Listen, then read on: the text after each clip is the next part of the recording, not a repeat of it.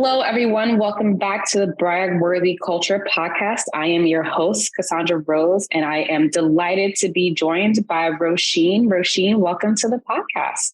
Thank you so much, Cassandra. It's lovely to be here talking to you today. Yeah, I'm super excited that this is your first ever podcast and that you're actually breaking into this medium with me. So thank you so much.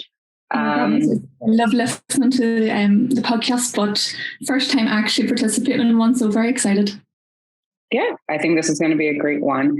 So I would actually like to learn more about you. I'm pretty sure that's what our audiences want to. So tell us your story. How did you get into HR and how did you end up at Unosquare?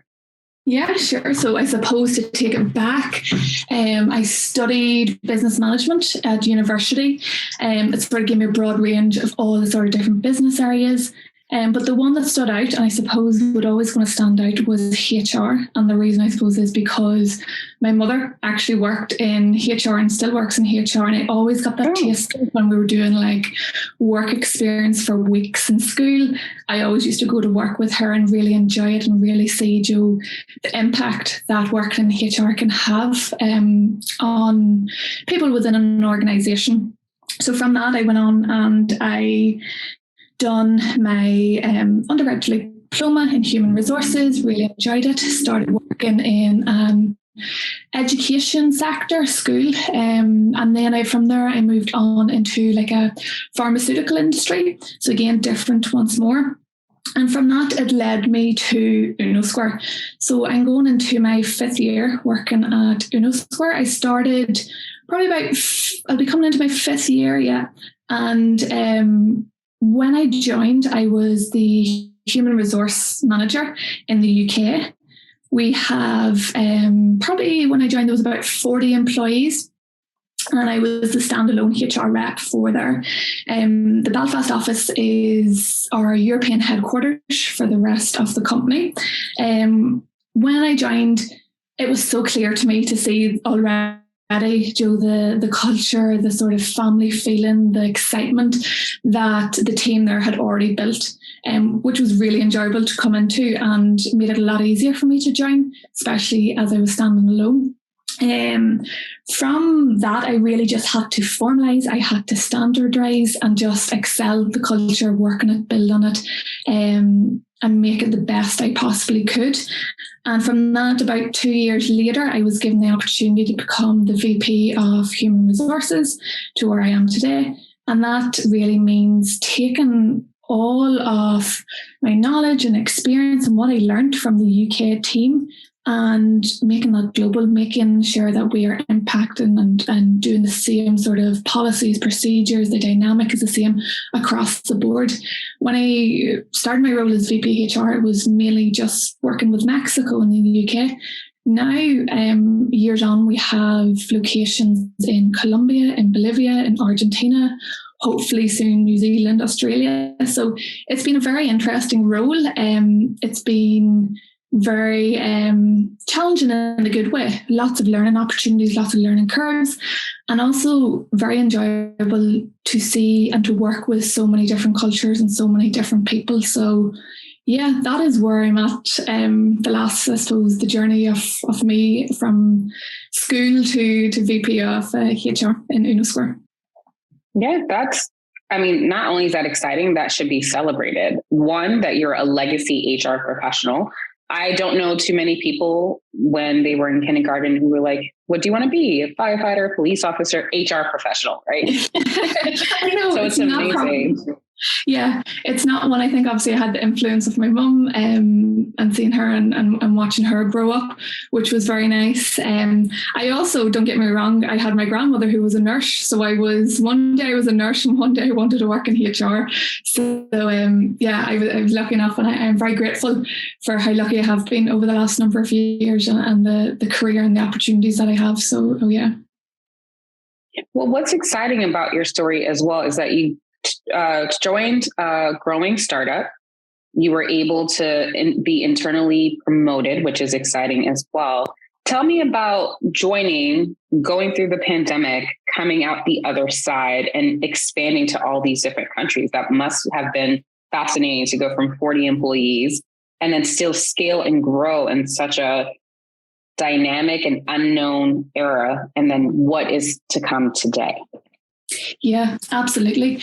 I think for many companies in the same situation, and especially for HR professionals, like HR professionals, I believe, and I know I'm talking because I am one, but they do sometimes have it hard with the challenges that they face, and the pandemic was no different. But I always look at that as a learning curve. If you stay the same, you're never going to learn, you're never going to be able to grow, to expand. So COVID, although yes, it was extremely tough and very hard for a lot of people, it was also a great opportunity to learn, to grow, to change with the world. And that's what we have to do, both in the UK and globally. We've seen, like many other companies at the start, like I'll talk of our engagement. Our engagement was very high. We're a very active company when it came to events and organising. We're very much like people done stuff together, even if it was simple things like going for coffee. If it was onboarding, it was all done in person. Then you have the pandemic, which strips everything back and everyone's sitting behind a computer screen, and it's very different. And we suddenly had to think, like many other companies, what are we going to do? How are we keeping that engagement? How are we continue to grow? And some of the things we had to do were just simply adapt and trial and error. And that is what we've done. So trial and error was a huge part. A lot of things worked, a lot of things didn't work. We're doing events remotely through Teams. We were doing Slack events. We were doing remote events, which were go for a 1K run and everyone post a picture together, see what times you've got. So all very different, all very challenging. But at the same time, I think we've learned a lot from that, and what we've learned is how to deal and how to engage. Before the pandemic, we did have a small percentage of people who worked remotely anyway within Unosquare, so we were capable and we were managing that. But definitely it was one for us to learn. And some of the things I suppose that we did start doing was having our CEO and our executive team really heavily involved and really trying to connect with people as well, Joe. It wasn't just up to HR to connect with those, it was also up for our managers, all our team leads, all the executive team, Giancarlo, our CEO. And he spent a lot of time. We introduced an Ask Me Anything session, and we do that twice a year, and that's where anyone in the company can ask him a question. He sits down for an hour, he goes through them. It can be a personal question, it can be a development question, it can be a question about Unosquare. And that's something we probably wouldn't have done if we were still before COVID and that never happened. Another thing was town halls, introducing them globally in every country. We probably wouldn't have done that either. So there is a lot of things that we have done and a lot of things that we have introduced and tried. But like I said, it's trial and error, and it's always a good learning curve in any situation. And now we look at other situations that we potentially are going into. Maybe it's the recession that's coming or potentially coming. That's something we're going to have to live. In the UK, we have a cost of living crisis. That's something we're going to have to adapt with. So although when I see these things coming, there's a little bit of fear in my eyes, but there's also a bit of, okay, how are we going to do better? What can we do better? That's amazing that you're able to take what is a challenge. And for many, it's panic, right? What are we going to do? But you still were able to find solutions that led to growth, led to better interaction between the executive leadership and all the employees. So there's a lot of positives that you're still going to incorporate into your culture. And I know one of those, especially what you were saying about us coming in as employee almost number 41, you have to standardize and formalize a lot of things. How have your values helped to shape your culture? Massively. I always say your values are a taste and a piece of what the company is. It gives you that real sense of feeling and belonging. And I suppose as most modern philosophers like Simon Sinek, Adam Grant, Daniel Pink recommended, we follow a very similar approach, which is prioritizing the people in our organisation above all else. So this approach, coupled with a vulnerable, maybe and transparent style of leadership, which yields trust and a trusting team, along with a solid purpose and vision, has gave us a real, I suppose, real core values, and that's what we call the 5 Fs. So they are fit, family, freedom, fortune, and fun. And I'll go into them a little bit more in detail below. But it's basically a framework for conveying a very clear message to our 800 employees, and just letting them know what we're about and how, what we stand for as a company at Unosquare. So, and I suppose we used our CAO, as they talk about in our exec team, are very fond of reading. And one of the books, the framework that we sort of got that idea from, but the guidance from, was a book called Who, The Method for Hiring by Jeff Smart and Randy Street. So that sort of helped us develop and sort of strengthen the values that we have, those 5 Fs. Okay, so fit, family, freedom, fortune, and fun. I want to start with fortune because I find that fascinating. I haven't heard that as a value before, but you tell me, which F do you want to begin with? Yeah, let's start with fortune. Fortune is basically having confidence in our future. So we talk about A players. Everyone likes to be an A player. So for an A player, you will not be satisfied only by compensation. So we at Unosquare want to ensure that our people also see value of a stable company with a commitment to long-term employment and growth. So we talk about the pandemic, we talk about recessions, we talk about the cost of living crisis, all these scenarios that we have been going through. We as a company are committed, and the executive team are very strongly committed to making sure that each and every single one of our employees have a long-term employment, they have long-term growth. And one of our brand, I suppose, the purpose is to empower and develop the communities in which we operate in. It's very powerful, and I think that value has been very strong and very vocal, I suppose, over the last number of years, when there has been a lot of uncertainty, there has been a lot of worry, I suppose, in a lot of companies, both in the US and Mexico and the UK, across the globe. However, throughout that, because of the commitment that our executive team make, we are able to secure and make sure that we are going to be here for the foreseeable, that people are going to have a job and that they know they are going to have a job and a growth plan from us at Unosquare. So that is our commitment. And I think that's hugely valuable. Yes, people obviously want to make sure they have a salary, and a competitive salary, yes, but they also want to make sure that their livelihood's protected, their family can be supported, the communities that they operate in can be protected as well. So yeah, it's a very nice one. I like fortune myself. Yeah, that's wonderful. So talk to me a little bit, Roisin, about how you're able to incorporate these amazing 5 Fs into the way that you support such a diverse and distributed workforce, because you started with 40 and in less than 5 years, you've grown to 800, which is amazing growth. And like you said, you're located in on so many different continents, countries, there's language barriers, there's time barriers. How do you continue to drive these values home and make your culture BragWorthy when you have to also pivot through so many different aspects? Yeah, sure. And sorry, Cassandra, I probably wasn't clear. We had 40 in our UK office, but at the time I joined, there was about 400 in Unosquare. So we didn't go from 40 to 800. I think the guys would be like, who's Roisin trying to kid? We went from, in the UK, we went from 40 to, and we're just shy of 80 now, 70 and high 70s. And in the company in general, we went from 400 to just over 800 now. So yeah, we did. It's still massive and still sort of a huge contribution.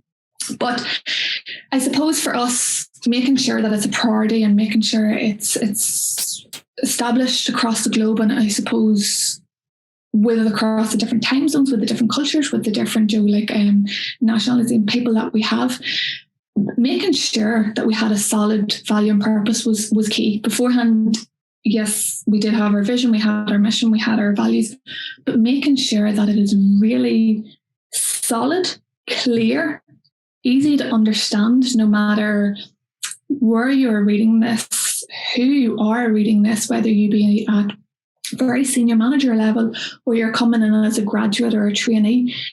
These 5 values needed to be very clear and very easy and very relatable. We obviously had massive buy-in from our executive team and our CEO, which is hugely important. So, like, they're the ones driving this from the top. And I think in any company, that's hugely important, Joe. Like, you want to have your CEO and you want to have your executive committee on board, making sure that everyone's familiar with the 5 Fs, making sure that everyone's aware of them. We wanted, obviously, the company to know about it. There's no point having something such a strong framework and no one knowing about it. So for us, it was making sure that every single employee knew about it, and through that, we delivered it in our monthly meetings, in our CEO roadshows, in our town halls. We had a separate session for functional unit staff, so that would be like HR, finance, IT, operations, payroll. And we had Giancarlo went through, and he took 45 minutes, an hour, and he went through each of the 5 Fs. He explained to each and every single employee what that meant. We're making sure we're implementing them. We're making sure that they're relevant as well. Like, one of them is fit. And that's making sure that there's a match between our company's vision and the candidate's vision. And how one of the huge impacts that we've done over the last couple of years was our COO, who heads up talent acquisition, does a cultural fit with every single employee that comes through the door to Unosquare. And that's hugely time consuming and hugely, Joe, like, the CEO sitting down with every single employee, but it's hugely important and very, very valuable that we have the people that want to work with Unosquare and are right. It's not just us making sure that they're a good cultural fit to us. It's making sure that we as at Unosquare are a good cultural fit to them as well.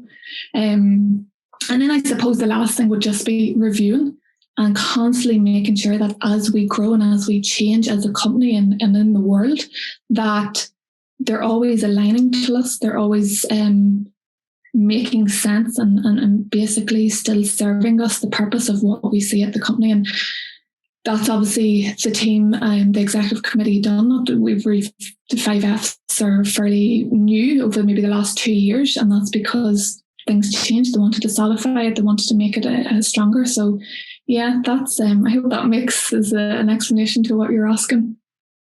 Yeah, that's really good. And what has been one of your best days of working at Unosquare? That's a really, really good question. I suppose one of the best days that I had was, and it was something so small, and it was quite in the early days. I was still the UK HR manager at the time, and very, very small, but we got our first recruitment ad published on a website.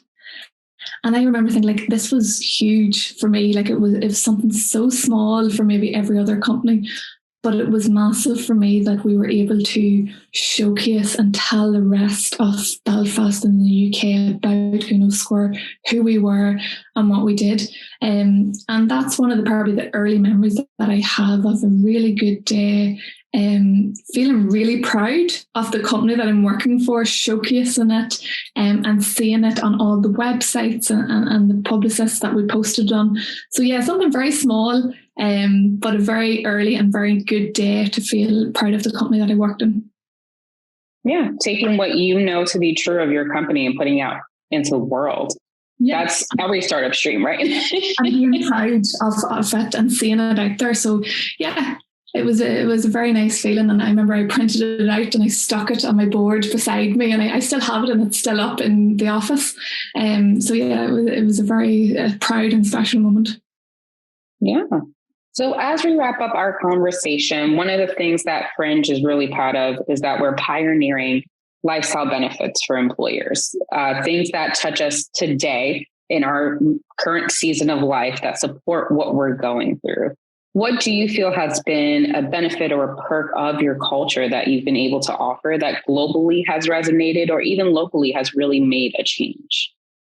Yeah, I think one of the sort of fundamentals that have had that sort of impact would be our desire to be very open with our communication and very sort of transparent with our employees. And that would be through a number of different suggestions or options that we offer. But the main one, I suppose, is what we introduced, the town halls. Something very simple. Cassandra, again, like we talk, we're very simple terms, but something hugely valuable, being open, being transparent, telling our employees what's going on, what's happening, what's going on within the organisation as a whole, what's going on within the organisation at a sort of country level. And we found that the response for that was hugely valuable. People want to know. People don't want to be left in the dark. They want to know as much as possible about the company that they're operating in. And if they don't, I felt that if we weren't being open and honest and having that communication, people are left in the dark and they start to feel that disconnect. So that was a huge piece of just being more transparent with people. And we also, as I mentioned before, our CEO does the Ask Me Anything twice a year. He does that as well every quarter for all our new hires. Again, like having your CEO of 800 person company chatting on a very personal level about, sometimes they're asked, what's your kids at? How are they? It's a very interactive, and that is something that we really value. We also have he does a CEO roadshow every quarter as well, which is the top level sort of overview. He talks about the turnovers, the sort of maybe different acquisitions that are coming up. So all very valuable. Communication is hugely important and very, very valuable. So that has been our best and sort of biggest thing that we've focused on over the last number of years. Yeah, and it showcases that it's working, growing from not 400 to 800 during the pandemic globally. I mean, truly kudos to you and your leadership for everything that you're doing for your employees. Yeah, no, absolutely. It's been good, and there's been a lot of effort. And as I've said before, it's a huge buy-in from the executive committee. They're the ones driving it. They're so passionate, and they're so invested in seeing it succeed and wanting to succeed. So it's very easy for me as the VP of HR to be part of that, because it's easy when they're passionate and when they're willing to drive. And there was entrepreneur sort of CEO over in England called Stephen Bartlett, and he spoke recently about a Man United English football team. And he says, if you bring the best stars into a bad culture, they'll become bad performers. He's like, if culture is strong, the new people will become the culture. If the culture is weak, the culture becomes the new people. And I think that's very important, Joe. Like, no matter, even if you are bringing these A players in, if your culture is not strong and you don't have that drive from the top, it's going to be very hard. So for me, joining back 5 years ago, it's been very clear from day one that there's been a strong and passionate drive from the top, and it's very enjoyable to work with. Wow.